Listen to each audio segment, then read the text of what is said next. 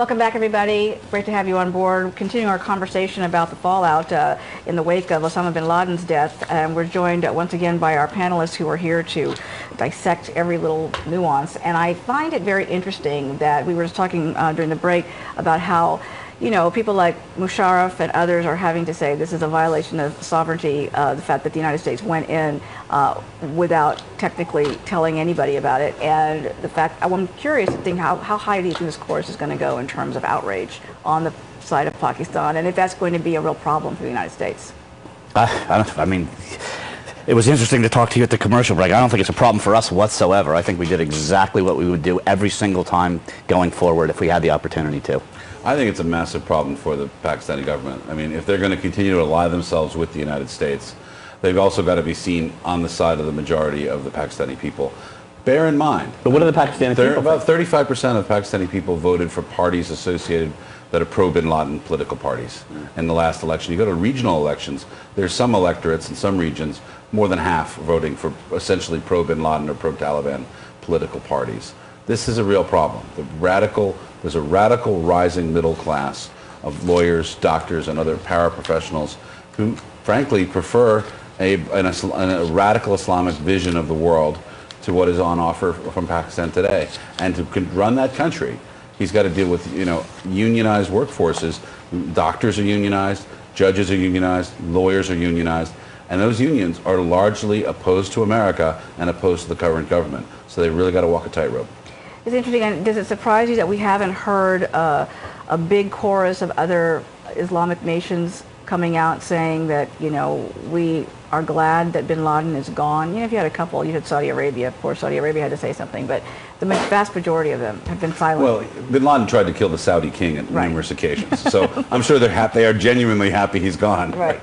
But yeah, but there's a lot of mixed emotions, because if you look at the UAE, the United Arab Emirates, longtime ally of the United States, but you know, some of Sheikh Zayed's family, such as the former defense minister, have been longtime hunting partners with bin Laden and are suspected of giving bin Laden tens of millions of dollars over the years. So I'm sure that there's a lot of people, you know, in UAE, in Bahrain, and in other Gulf Arab states who are really of two minds. You know, on the one hand, maybe this gets the Americans off our back. Maybe they'll stop bugging us about terrorism.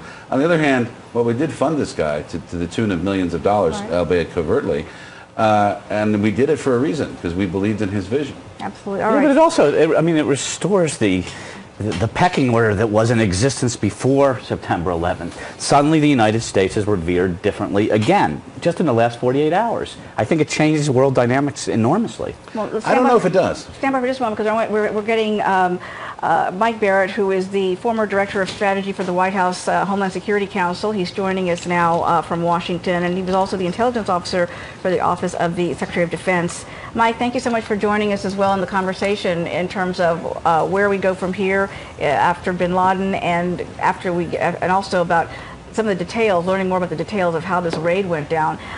There have been some reports suggesting that some published reports saying that perhaps bin Laden may not have had a weapon and may not have used his wife as a shield, and that, you know, some of the details of what was released earlier that the administration may be backing away from. What do you know about this? Well, I think you always see that the first details to emerge turn out to be wrong, and so that's something that the intelligence community is very familiar with, and I think that, you know, on the one hand, one of the things I'm struck with as I watch the coverage of this is, you know, we all have a natural desire to know as much as we can about this because it's such a momentous and important event. On the flip side, I keep thinking about something like WikiLeaks, which was, of course, this, you know, just deluge of classified information, which had all these negative ramifications down the road. Ultimately, you know, I think it's important not to lose sight of the fact we did exactly the right thing. We brought justice to this guy. We took him down. We did it in a surgical strike. There was no collateral damage. It was exactly the right decision to do. You know, the SEALs carried it out amazingly. The intelligence community had been working this problem for 10 years. And I think some of the details that we're going to get wrapped around, you know, while they're interesting and sort of salacious, the reality is that, you know, ultimately knowing some of them could actually harm us in terms of future operations and the need to carry some things out. Well, on that note, that there's been you know, obviously a lot of pressure on the administration to release video of the burial at sea and/or still photographs of bin Laden's body. Do you think that would help or hurt us at this point? I don't actually think that the videos would be good because, if you show one video, they're going to want all the videos. And while, it's believed that special operations, of course, would record everything that they do, there's certain reasons we don't want to betray their tactics, techniques, and procedures. So I think the videos are a bad idea. I think that frankly, the still shots are inevitable. They're going to come out. And so whether or not, we want to message that as from the White House, or if you kind of want to let it happen on the side, I mean, that's one of those games that gets played here in Washington. I think ultimately that the pictures will come out.